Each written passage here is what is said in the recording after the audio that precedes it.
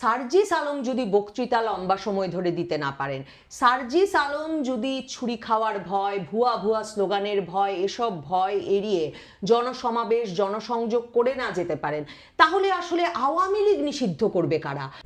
আজকের এই নবনীতা চৌধুরীর বয়ান থেকে আমি আসলে আনুষ্ঠানিক অনুরোধ জানাতে চাই বাংলাদেশ সেনাবাহিনী এবং সেনাপ্রধানকে, যাতে বাংলাদেশের রাজনীতির অত্যন্ত গুরুত্বপূর্ণ নেতা, তরুণ নেতা সার্জিস আলম, এনসিপির উত্তরাঞ্চলের মুখ্য সংগঠক, তার নিরাপত্তার জন্যে সেনাবাহিনী মোতায়েন করা হয়।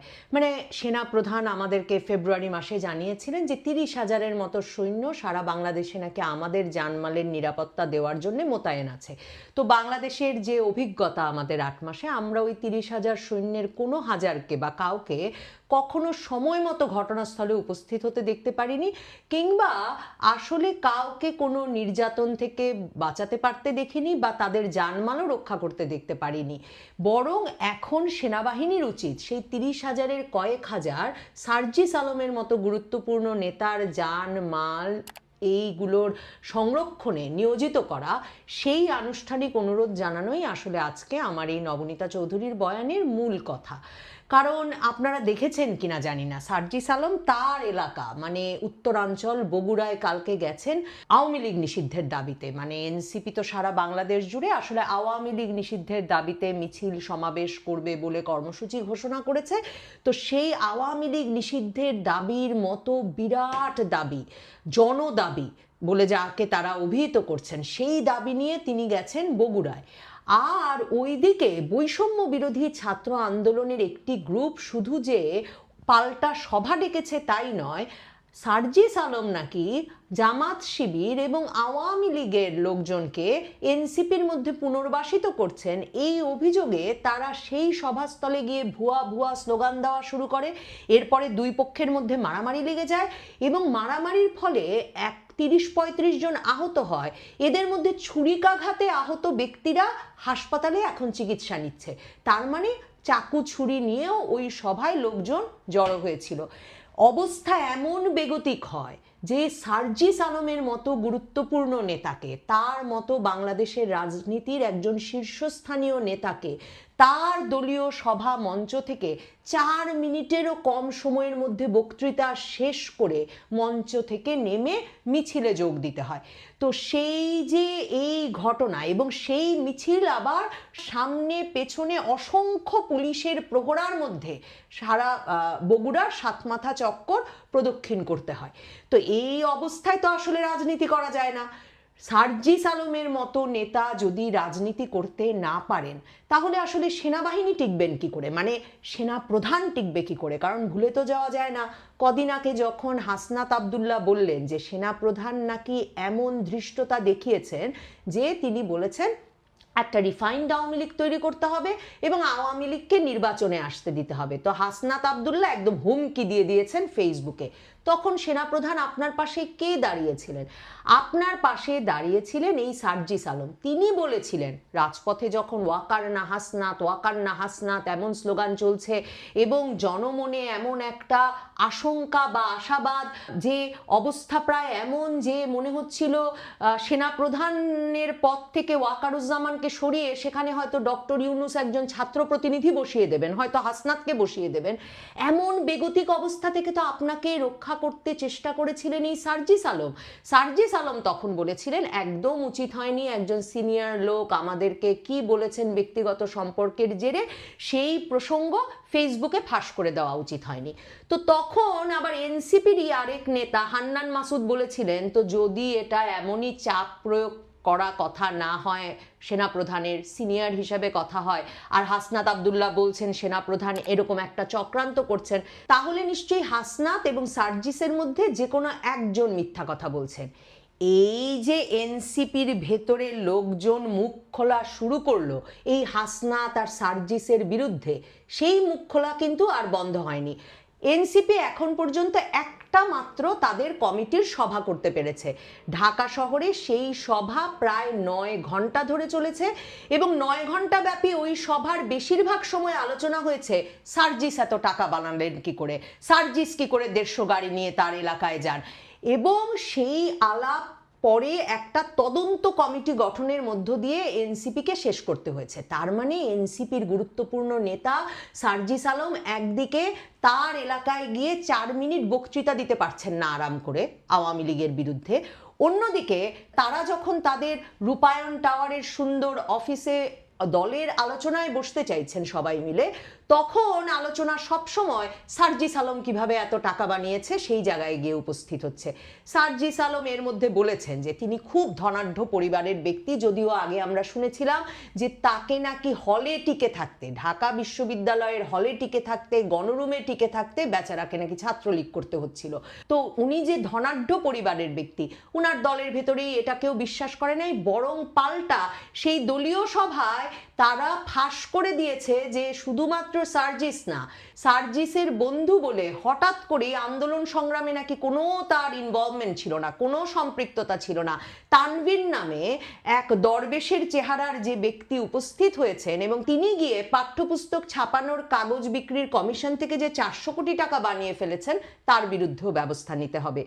দলে সার্জিসের অবস্থা এমন বেগতিক হয়েছে যে তিনি কিন্তু তার বন্ধু তানভীরকে বাঁচাতে পারেন নাই। তানভীরকে এনসিপি বহিষ্কার করেছে ওই অভিযোগের প্রেক্ষিতে যে তিনি শুধুমাত্র পাঠ্যপুস্তক বোর্ডে কাগজ বেচে 400 কোটি টাকা বানিয়ে ফেলেছেন। এখন সার্জিস আলম ফেসবুকে স্ট্যাটাস দিয়েছেন যে কেউ যদি প্রমাণ করতে পারেন যে তিনি দুর্নীতিতে জড়িত তাহলে তিনি আর একদিনও রাজনীতি করবেন না, এবং এই ক্ষেত্রে তিনি বিশেষভাবে আহ্বান জানিয়েছেন গণ অধিকার পরিষদ, মানে ওই যে ভিপি নুরুল হক নুরুর যে দল, গণ অধিকার পরিষদের সাধারণ সম্পাদক রাশেদ খান, যিনি টকশোতে গিয়ে গিয়ে সার্জিসের টাকা বানানো, এনসিপি নেতাদের টাকা বানানো, তানভীরের টাকা বানানো এসব নিয়ে কথা বলছেন, তার প্রতি আহ্বান জানালেন যে রাশেদ খান যদি প্রমাণ করতে পারেন তাহলে আসলে তিনি রাজনীতি ছেড়ে দেবেন, সার্জিস রাজনীতি ছেড়ে দেবেন, যে সার্জিস দুর্নীতি করেছেন। রাশেদ খান উল্টো ফেসবুকে স্ট্যাটাস দিয়ে আর বিভিন্ন টেলিভিশনে গিয়ে প্রমাণ সহ হাজির করা শুরু করলেন যে সার্জিসের বন্ধু পরিচয়ে কি করে তানভীর ঢুকে পড়েছে এই এনসিপির ভেতরে, কিভাবে তানভীরকে টাকা বানানোর জন্যে পাঠ্যপুস্তক বোর্ডে ঢোকানো হয়েছে, কিভাবে প্রাডো গাড়ির জন্য ঢাকা বিশ্ববিদ্যালয় এলাকায় হাসনাত আর সার্জিসেরা অপেক্ষা করতেন আর কে সেই প্রাডো গাড়ি নিয়ে আসতো, এই সকল কথা দিয়ে তিনি ফেসবুক স্ট্যাটাস দিয়ে দিয়েছেন এবং বলেছেন তার পক্ষে, সার্জিসের পক্ষে দাঁড়ানো সম্ভব না। তার মানে সার্জিসের শত্রু এখন শুধু এনসিপির ভেতরে না, নুরুল হক নুরুর দল, মানে 2018 কোটা আন্দোলন থেকে তৈরি হওয়া যে দল, সে দলের ভেতরেও তার বিরুদ্ধে শত্রু দাঁড়িয়ে গেছে। এই হাসনাত আর সার্জিস সেই আগস্ট থেকেই বারবার শুধু বলেন কারা জানি তাদের মেরে ফেলতে চায়, কারা জানি তাদের মেরে ফেলতে চায়। আপনারা লক্ষ্য করেছিলেন কিনা জানি না, অনেকে নিশ্চয়ই লক্ষ্য করেছিলেন আমার মতোই যাদের সন্দেহ বাতিগ্রস্ত মন। এই হাসনাত সার্জিসরা যখন 70 টাকায় হলে দিন কাটানোর সেই কষ্টকর জীবন থেকে বেরিয়ে এসে নিয়মিত দামি দামি গাড়িতে চড়ে সারা বাংলাদেশ দাপড়ে বেড়ানো শুরু করলেন, তাদের মববাজি শুরু করলেন, তখন প্রায়শই তাদের গাড়িতে নাকি কারা ধাক্কা দিতে চাইতো আর তারা জিডি ফাইল করতেন, ফেসবুক স্ট্যাটাস দিতেন এবং বলতেন জীবনের হুমকির মুখেও তারা আসলে তাদের কাজ চালিয়ে যেতে চান। এমনকি ঢাকা বিশ্ববিদ্যালয় এলাকায় গাড়ি চালাতে গিয়ে সার্জিস হতে পারে হয়তো নতুন গাড়ি চালানো শিখেছেন, হয়তো ক্লান্ত ছিলেন কিংবা কিছু হয়তো খেয়েছিলেন, এরকম অবস্থায় তিনি যখন গাড়ি চালাচ্ছিলেন ঢাকা বিশ্ববিদ্যালয় এলাকায়ও নাকি গাড়ি চালানোর সময় তার মাথায় আঘাত লাগে এবং তাকে হাসপাতালে যেতে হয়। এই যে প্রায়শই তারা আহত হয়ে যান, তাদেরকে নাকি মৃত্যুর মুখে কেউ ঠেলে দেয়, কোনো একটি পক্ষ নাকি তাদের মেরে ফেলতে চায়, এই আওয়াজ তারা কিন্তু সেই আগস্ট মাস থেকে তুলছেন। তো এই দামি নেতৃবৃন্দের ভেতরে তাদের একেবারে মানে আভ্যন্তরীণ বলয়ে তাদের ঘরের ভেতরে যখন তাদের এত শত্রু, তাদের মিত্র দল গণ অধিকার পরিষদের ভেতরে যখন তাদের শত্রু, তারা যখন তাদের এলাকায় গিয়ে ইফতার পার্টিগুলোর কথা মনে করুন, একটা ইফতার পার্টি এনসিপি শান্তিতে শেষ করতে পারেনি রোজার মাসে। তো এই অবস্থায় যখন তাদের এলাকার জনসভায় ছুরি নিয়ে ঘুরছে, শুধু কি পুলিশ আসলে বেশি দিন পারবে? আপনারা যদি এমনকি মিছিলের চেহারাটা দেখেন তাহলে বুঝবেন এই মিছিল কখন আসলে উচ্ছৃঙ্খল জনতায় পরিণত হতে পারে সেটা নিয়ন্ত্রণের কোনো ক্ষমতা সার্জিসের থাকার কথা না। কাজে আমার মনে হয় সেনাপ্রধানের দ্রুত ব্যবস্থা গ্রহণ করা উচিত এবং সেনাপ্রধানের নিরাপত্তা দেওয়া উচিত। কারণ সার্জিসের পাশে হাসনাত কিন্তু আর নাই। হাসনাত আবদুল্লাহ আর সার্জিস এই দুইজন তো দুজনের শক্তি ছিলেন।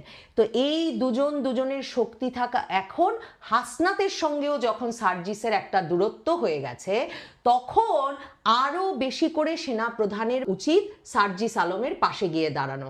কারণ সার্জিস আলম যদি বক্তৃতা লম্বা সময় ধরে দিতে না পারেন, সার্জিস আলম যদি ছুরি খাওয়ার ভয়, ভুয়া স্লোগানের ভয়, এসব ভয় এড়িয়ে জনসমাবেশ জনসংযোগ করে না যেতে পারেন, তাহলে আসলে আওয়ামী লীগ নিষিদ্ধ করবে কারা? আওয়ামী লীগ নিষিদ্ধ করার আগেই যদি সার্জিসেরা নিঃশেষ হয়ে যান, তাহলে আসলে কি উপায় হবে বাংলাদেশের রাজনীতির? সেনাপ্রধান আসলে কার সমর্থনে টিকে থাকবেন? এই অবস্থায় আসলে সেনাপ্রধানের ব্যবস্থা নেওয়া উচিত, পাশে দাঁড়ানো উচিত। এই কথাটুকু বলতেই আসলে আজকের নবনীতা চৌধুরীর বয়ান। আর যখন সার্জিস আলমের ফেসবুকে গেলাম, তখন দেখলাম যে তার যে ধনাঢ্য পরিবারের ব্যাকগ্রাউন্ড, সম্ভবত সেটা প্রমাণেই তিনি নতুন স্যুট পরে ছবি দিয়েছেন। বহু মাস তার পাঞ্জাবি পরা, যদিও সেই পাঞ্জাবির দাম কত দামি দোকানের পাঞ্জাবি, সেগুলো নিয়েও অনেক গবেষণা হয়েছে সামাজিক যোগাযোগ মাধ্যমে এবং মানুষের চায়ের আড্ডায়। এখন তিনি স্যুট পরা ছবি দিয়েছেন। কিন্তু আমার মনে হচ্ছে ক্রমাগতভাবে তাদের স্যুট থেকে, তাদের গাড়ি থেকে যা সয় সম্পত্তি তারা গত 8 মাসে গড়ে তুলেছেন, তার দিকে যেভাবে বাংলাদেশে তাদের সঙ্গে আন্দোলনে থাকা, কিংবা তারা সারা বাংলাদেশ জুড়ে বৈষম্য বিরোধী ছাত্র আন্দোলন, তারপরে জাতীয় নাগরিক পার্টি গঠনের আগেই কি নাগরিক কমিটি গঠন করেছেন, এসব করে টোরে তারা যত রকম বাহিনী গড়ে তুলেছিলেন, সেই সকল বাহিনীর তরুণদের আসলে চোখ পড়ে গেছে তাদের স্যুট, তাদের গাড়ি, তাদের পরিবারের ধনাঢ্য অবস্থায়, এসব গল্পের দিকে। কেউ কিছু বিশ্বাস করছে না, সকলে হিসাব চাইছে, আর হিসাব না মিললে ছুরি নিয়ে বেরিয়ে পড়ছে। কাজেই এই অবস্থায় এই নেতাদের নিরাপত্তা দেওয়ার দায়িত্ব সেনাপ্রধানকে নিতেই হবে।